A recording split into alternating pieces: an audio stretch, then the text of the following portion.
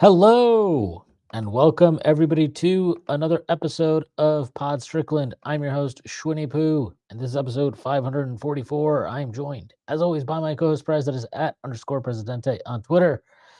Prez, how you doing? I'm hanging in there, doing all right, enjoying a weird week of Fatherhood? Knicks basketball. Yeah, also fatherhood, also that minor detail. It's good. It's good. Being a father I, is a good thing. I was Um, given so many Knicks pieces of apparel for my child and no Yankees things, which shows you a difference in where the fan bases are at. To the point where my mom was like, "This is bullshit." She got like this cute Aaron Judge thing, but I'm like, "Damn, bro." The Yankees recently were in the World Series. They're not that bad. yeah, no, they're just they're not a serious organization. This is It's cope. like This is cope. I'm coping. I'm coping. that's not even The off cope. It's just season, time for hope and dreams, not there's cope. there's no hope. There's no hope. They're not doing anything. Not everybody Grisham is signed as his. dedicated to the art of winning as Mr. Dolan. Yep. Sorry, Sorry, sorry, Jermaine not Grisham sorry. signed his $22 million qualifying offer, which means we are legally unable to spend any more money. That will be the Yankees' approach to this Just offseason. bring me my guy from Japan. Let me dream until he gets stolen by another team. Yeah, I got news for you, buddy. He'll Not look good until in Dodger blue, I'm sure. God damn it. It's all right. God damn it. All right. This has All been right. your No, quarterly Yankees conversation on Pod Strickland. yeah, don't worry. There's going to be a lockout after next season anyway. Don't worry about it. You're All right. right. We're not here to talk about baseball. We're here to talk about basketball. We're going to do that. Before you get started, I do make a few announcements. First, being that Strickland has a YouTube channel where you maybe watch this podcast. If you are not done so already, please hit like, subscribe to the channel, leave us a comment. That'd be a huge help to us. The Strickland also has a merchandise, which you can find on our website at www.strict.land. There's a link to take you to our merchandise store, and there's all kinds of cool stuff on there, like t-shirts, sweatshirts, hats, coffee mugs, water bottles, you name it, we got it. Strickland also has a Patreon you can subscribe to. There are a number of different tiers. The $6 tier that gets you access to Pod Strickland's podcast that I host every Friday with Prez. You also get access to Takes from Obvious Bozos, podcast hosted by Andrew Steele, aka Dog, along with Zach Blatter, and you get access to the Strickland Discord, where the conversation never stops. There are further tiers. There's a $9 tier that gives you access to Strickland Roll, the pod that I host with YC, where we rant and rave about the Knicks even more. You also get access to wonderful premium articles written by our staff, and you get access to Strictly NFL, which gets into this podcast about the NFL that is hosted by Constantine Metricos and Desmond Novak. There are further tiers, the $15 tier, $30 tier, $50 tier, and $100 tier. Those come with a variety of additional benefits, like listening on our pod recordings, merchandise discounts, and even potentially co-host a podcast alongside yours truly one day, whether you choose to subscribe or not. None of this would be possible without you, and none of this would be possible without our sponsor, FanDuel. FanDuel, they've got you covered for all your betting needs. If you need to place a bet for Thursday Night Football, Sunday, Monday night, everything is there. Just make sure you bet responsibly. Okay. All right. I just also recorded a podcast today with Stacy. So we're going to try not to overlap too much, but it will be inevitable.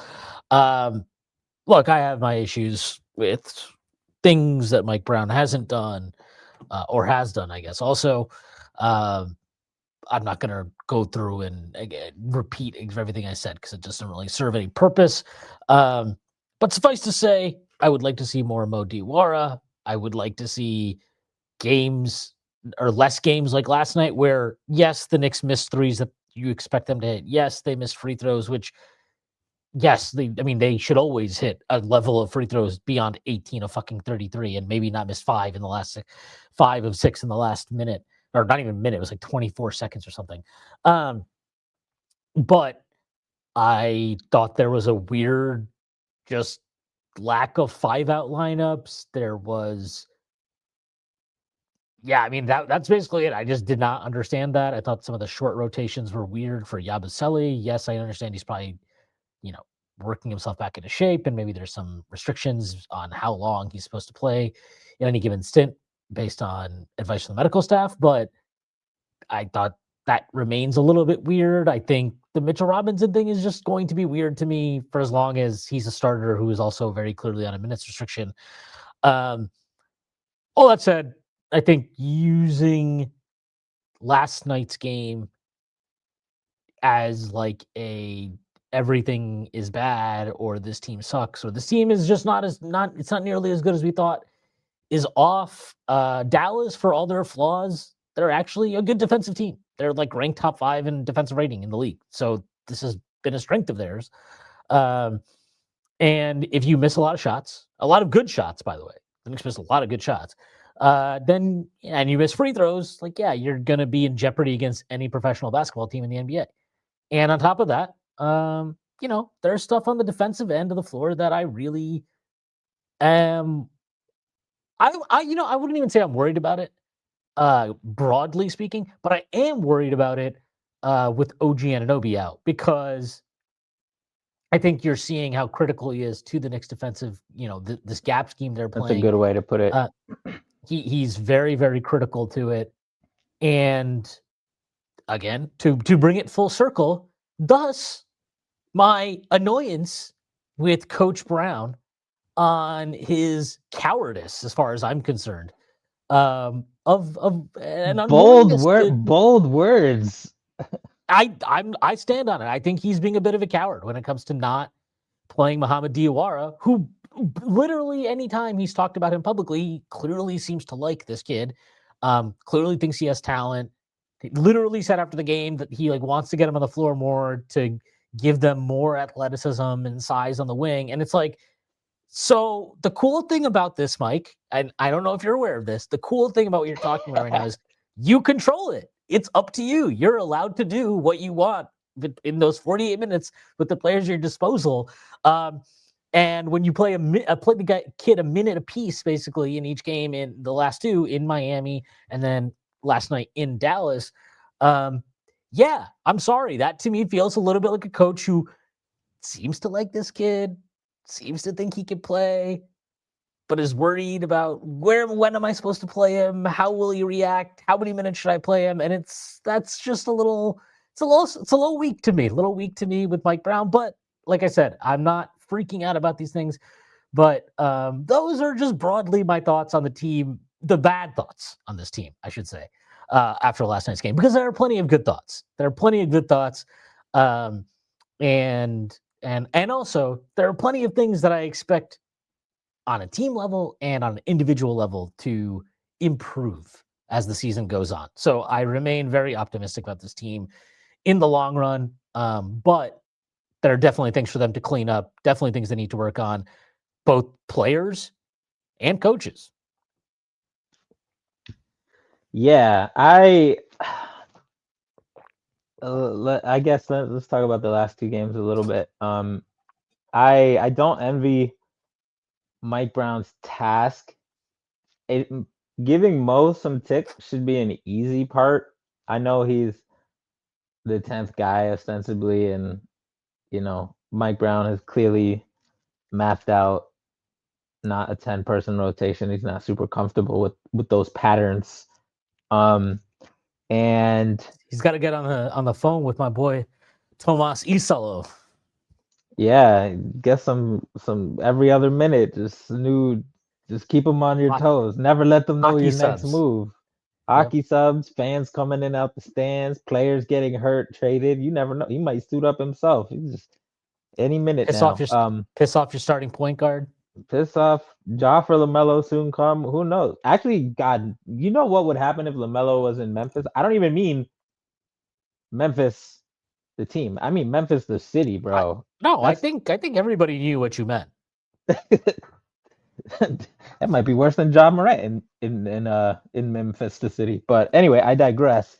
So I'll say this: I don't envy, and I've thought about this when thinking about oh, who could the Knicks trade for that I like, right? And how would the rotations be? Blah blah blah. It's just tricky because and I'm not excusing it, but with the guard depth, he's got to always kind of with Josh. Less so with Deuce, because I know Deuce's shooting comes and goes, but what he gives you for the most part in terms of process is pretty steady. But Shamet,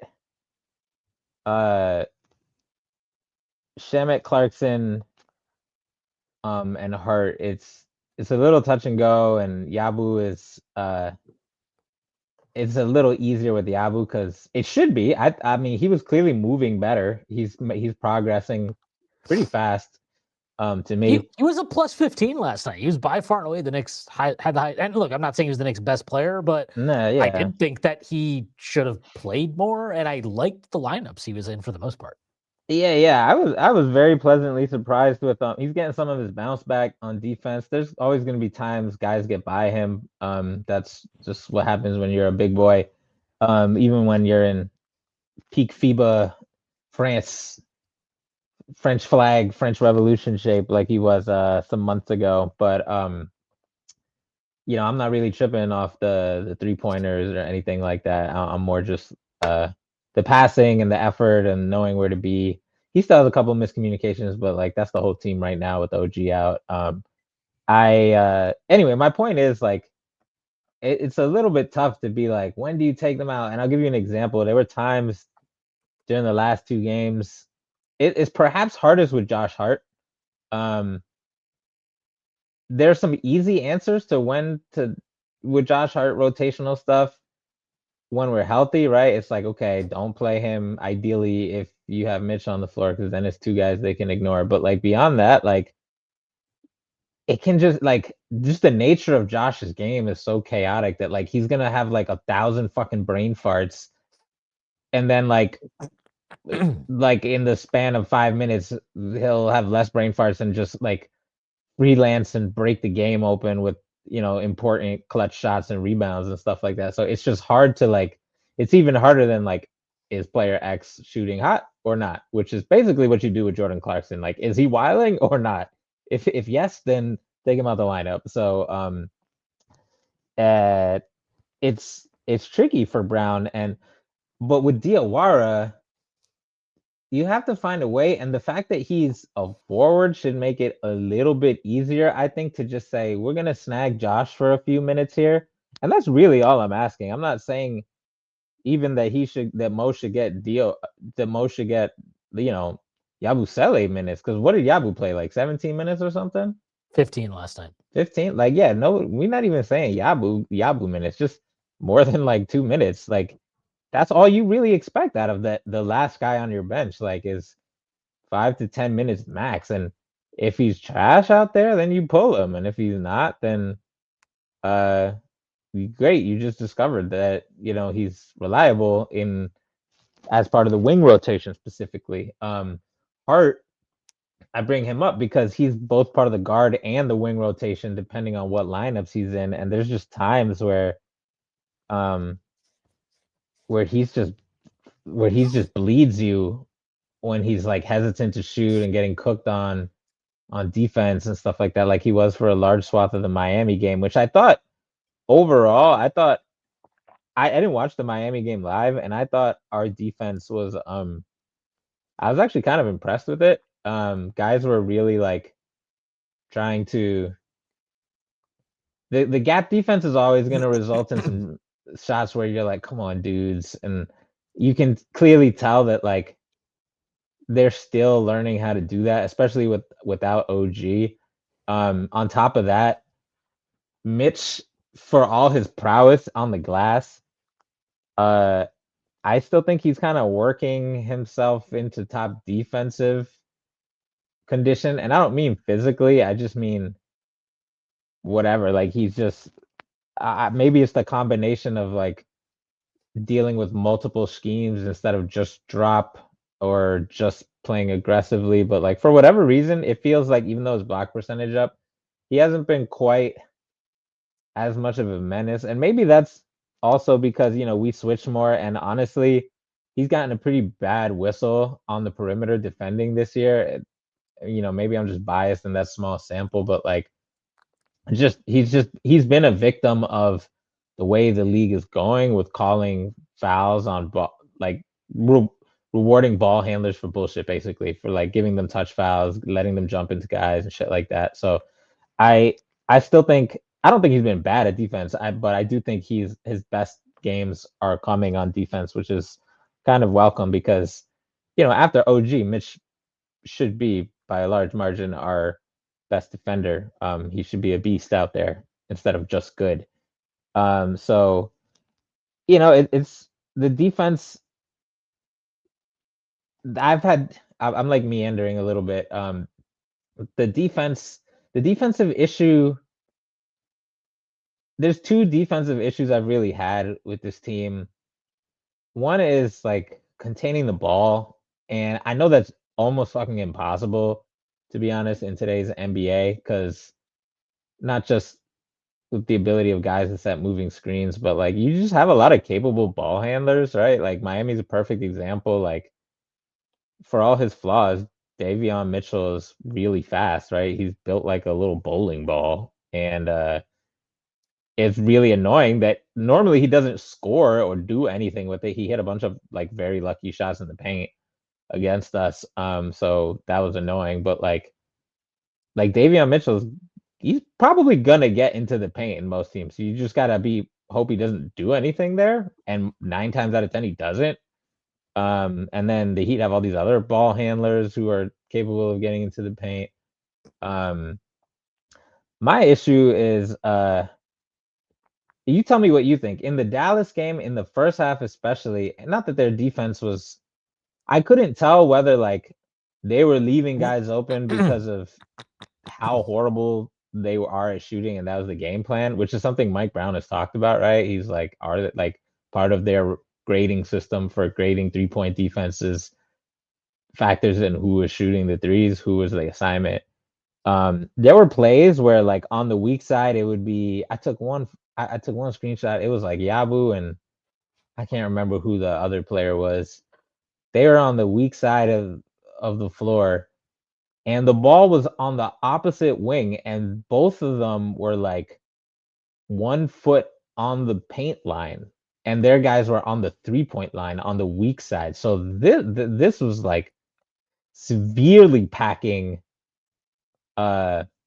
basically daring teams to throw it over the top or to drive and then spray through a crowd, which is good in theory if you can contain a little bit, but we haven't been doing so great a job with the OG. So to your earlier point, this could be one of those things where like the weak side guys are doing their job, but the front line, so to speak, is kind of compromised without its top troop out there, so to speak, as far as containing and helping. So I don't know. The defense, like, it'll get better, I'm pretty sure. But it's not like an easy fix right now to me. It's lots of small things. So that's both good news because those things are easier to fix individually and bad news because there's more things to fix. It's not as simple as like, oh my God, like Clarkson is a terrible defender. Just get him off the floor because him and Shamit try hard enough that they'll run into some good defensive sequences out of pure effort alone. And they're also bad enough that sometimes they're just gonna get cooked, even though they do the right thing. So you kind of have to just live. There's nothing Mike Brown can really do about that, right? Like they're part of the rotation. Yeah. I mean, my guess is last night that they were just to a degree. I think the game plan was like let them shoot, yeah, dare them to shoot, and this is a like, pretty bad and shooting I don't remember team. what the final points in the paint were, but at one point in the first half, I think we had like doubled them up in points in the paint. So I think that was intentional. That said, like this is where understanding who you're helping off of is important. And there was a sequence in the fourth quarter where Deuce was the low man on the weak side, and he was, had a foot in the paint on a drive, which like, I mean, one of them was he had to kind of cut off the roll man. So he got put in a tough spot. And I'm not sure, I think the initial screw up was they put Clarkson and Cat in a pick and roll, and they both went to the ball. They left the roll man. So Deuce helped off the corner to tag the roll man, and Christie got a wide open three. He actually missed that one, I believe. And then a possession or two later, and this is actually Deuce was off the floor at that point. They put Shamit was in, and kind of same type of situation. Shamit's got a foot in the paint. but not he wasn't quite as far off of Christie, but he was still foot in the paint, and Christie gets fed on the weak side wing this time. And actually, Shamit gets a good contest. He gets a good contest on him. Christie makes a pretty tough, high arcing three. But like for me, the latter, the first one I kind of understand because Deuce is put in a tough situation where like if he just lets the guy roll, then it's kind of like if the game plan was cut off the paint at all costs, then he probably made the right choice.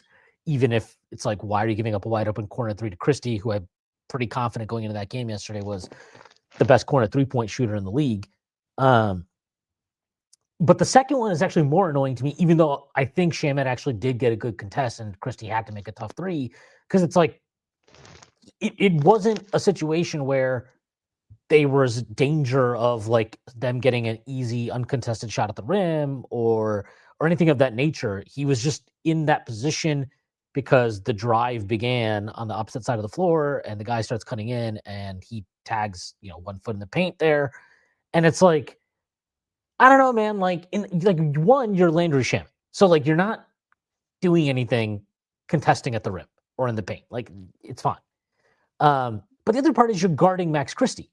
Like he is a really good three. He's one of their only good 3-point shooters. Like maybe the only one that you would unequivocally say is a good 3-point shooter, and maybe even better than that.